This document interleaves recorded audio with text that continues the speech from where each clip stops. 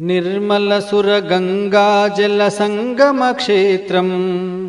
రంగుల హరివిల్లుల విలసిల్లిన నిలయం భారతదేశం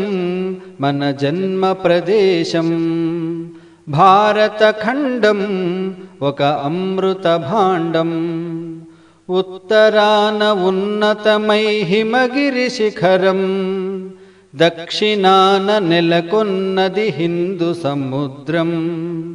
తూర్పు దిశ పొంగి పొరలె గంగా సంద్రం పశ్చిమాన అనంతమై సింధు సముద్రం భారతదేశం మన జన్మ ప్రదేశం భారతఖండం